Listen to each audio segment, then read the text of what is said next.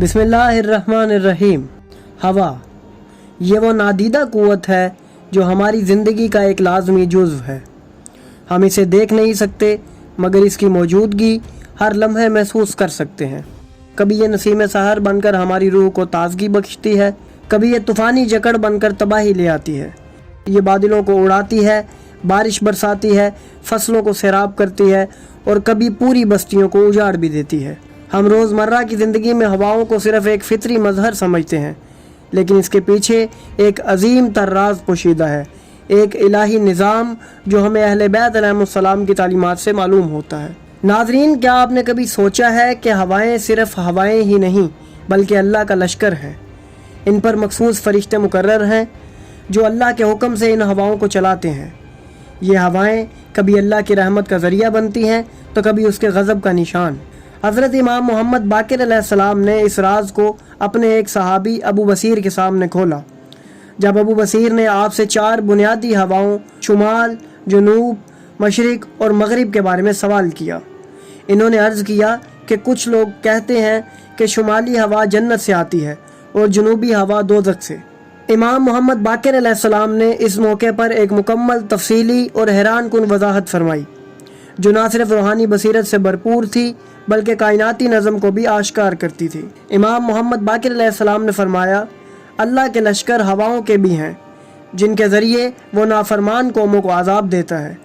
उनमें से हर एक हवा पर एक मखसूस फ़रिश्ता मुकर्रर है।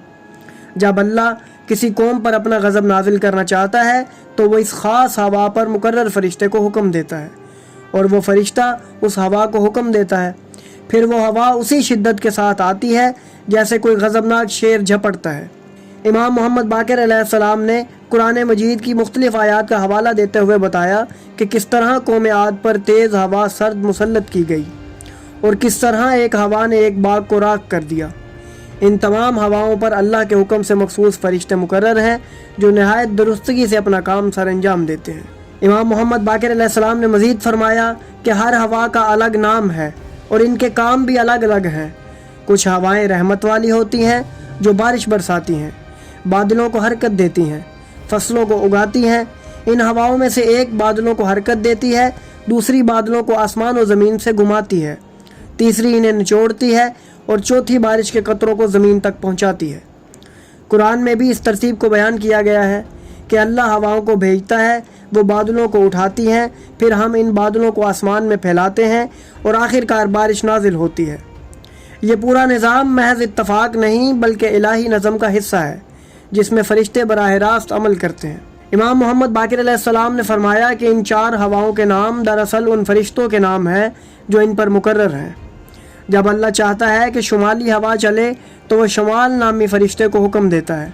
वो फ़रिश्ता काबे के नीचे आता है, रुकने शामी पर खड़ा होता है और अपने दोनों पैर हिलाकर इस हवा को हरकत देता है।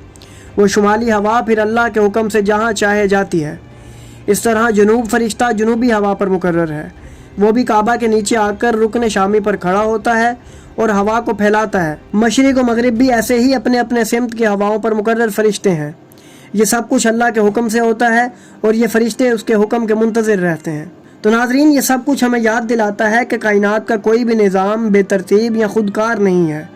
हर चीज़ अल्लाह की मर्ज़ी से एक ख़ास तरतीब और नज़्म व ज़ब्त के तहत हो रही है। हवाएं जो हमें मामूली लगती हैं वो दरअसल अल्लाह की कुदरत का अजीम मज़हर हैं। कभी ये हवाएं ज़िंदगी बनकर आती हैं, कभी हलाकत का पैगाम बनकर। हमें चाहिए कि हम इन कुदरती मज़ाहिर पर गौर करें, इनके पीछे छुपे हुए खुदा के पैगाम को समझें और अपनी ज़िंदगी में अल्लाह की अताअत और बंदगी को तरजीह दें ताकि हम उसकी रहमत के मुस्तहिक बन सकें, उसके गज़ब से महफूज रहें और उसके फ़रिश्तों की मदद के तालिब रहें। तो नाज़रीन, अगर आपको हमारी ये काविश पसंद आई तो हमारी वीडियो को लाइक करें, हमारे चैनल को सब्सक्राइब करें और बेल आइकन को भी दबा दें ताकि आपको हमारी आने वाली मज़ीद वीडियोज़ मिलती रहें और आप इल्म से मुस्तफ़ीद होते रहें।